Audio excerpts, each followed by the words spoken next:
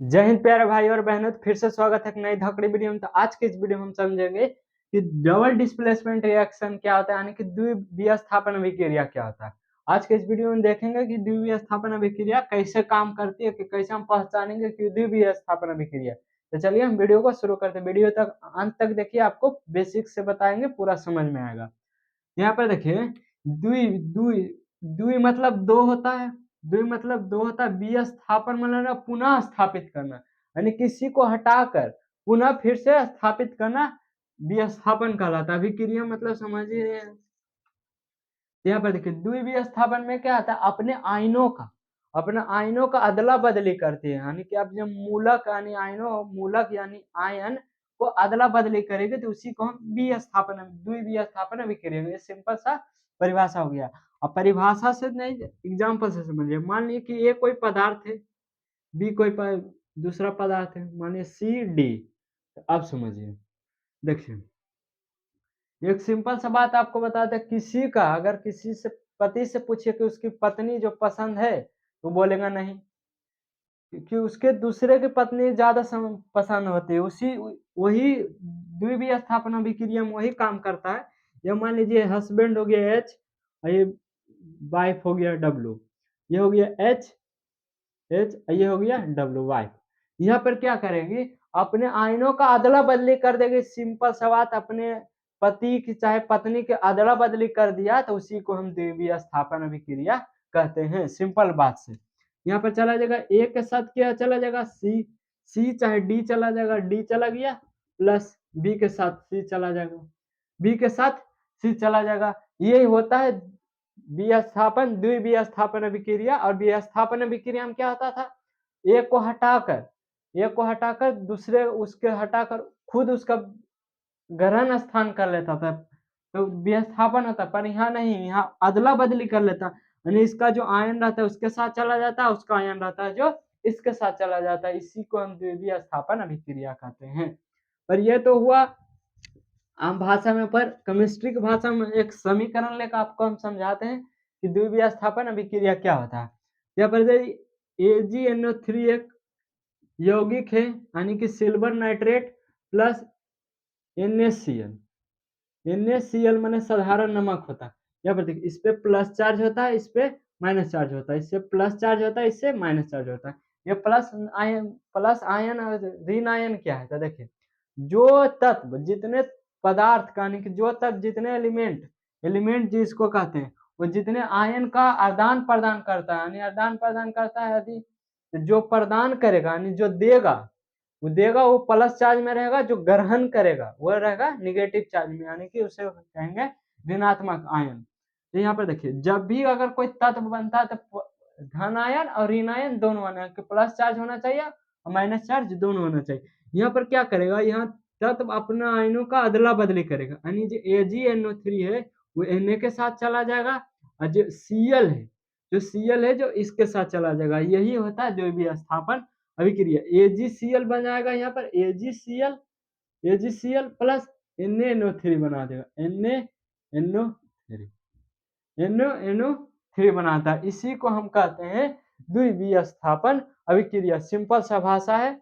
आपको यदि परिभाषा लिखने का रहेगा तो क्या लिखेंगे, कि जब कोई यौगिक, क्योंकि दो है पदार्थ, यहाँ पर लिखेंगे। चलिए हम परिभाषा लिखने यहाँ पर सिखाते हैं आपको।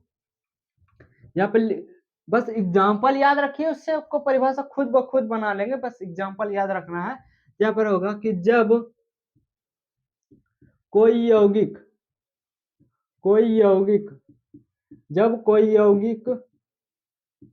अपने आयनों या मूलक, इसको मूलक भी कहते हैं, मूलक का आदान प्रदान करते हैं,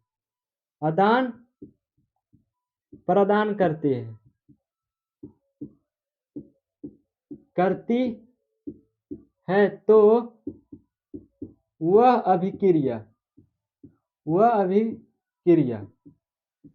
द्विविस्थापन अभिक्रिया कहलाता है। द्विविस्थापन अभिक्रिया कहलाता है। यहाँ पर लिखेंगे द्विविस्थापन अभिक्रिया कहलाता है। और सिंपल से इसके बाद इसका एग्जाम्पल लिख देना, आपको फुल मार्क्स मिलेगा। यदि 5 नंबर का है तो 2 एग्जाम्पल लिखना है, एक परिभाषा लिखना है। यदि 3 नंबर का है तो एक परिभाषा लिखना है और एक एग्जाम्पल लिखना है, आपको पूरा मार्क्स मिल जाएगा। अब ये समझिए। अब देखिए ये तो हो गया, और एक हमारे पास यहाँ पर होता है, इसको मिटा लेते हैं, लिखना आपको आ गया होगा। उसके बाद यहाँ पर देखिए, यदि यदि अम्ल और क्षार आपस में रिएक्शन कराता है तो उसे उदासीनीकरण अभिक्रिया कहते हैं, न्यूट्रलाइजेशन रिएक्शन कहते हैं। तो देखिए कैसे, अम्ल मान लीजिए HCl कोई अम्ल है, HCl अम्ल है, हाइड्रोक्लोरिक अम्ल, इसको हम अभिक्रिया कराते हैं NaOH से। NaOH एक क्षार है, ये क्या है, अम्ल है, क्षार है, क्षारक। अब समझिए अम्ल और क्षारक क्या होता है, इसका चर्चा हम नेक्स्ट वीडियो में करेंगे। पर इसको समझिए, ये अम्ल होता है, क्षार होता है। अम्ल स्वाद में कड़वा होता है, यानी कि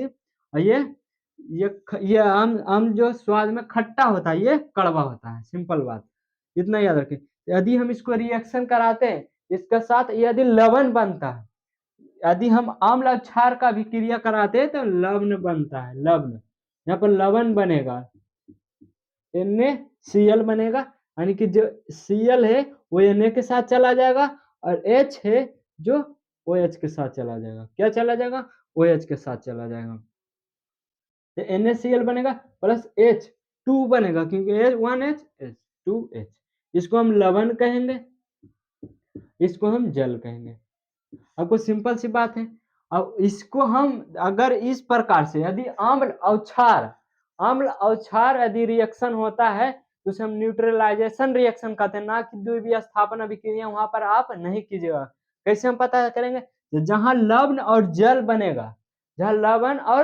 बनेगा उसी को हम कहेंगे न्यूट्रलाइजेशन रिएक्शन, यानी कि उदासीनीकरण अभिक्रिया कहेंगे। यही सिंपल सिर्फ डिफरेंस होता है द्वितीय स्थापन और न्यूट्रलाइजेशन रिएक्शन में। दोनों में कंफ्यूजन आपको नहीं होना चाहिए। तो चलिए यहाँ पर हम एक डबल डिस्प्लेसमेंट रिएक्शन और उदासीनीकरण अभिक्रिया आपको समझा दिए। तो चलिए मिलते हैं किसी नेक्स्ट धाकड़ वीडियो में। जब तक के लिए जय हिंद, जय भारत, वंदे मातरम।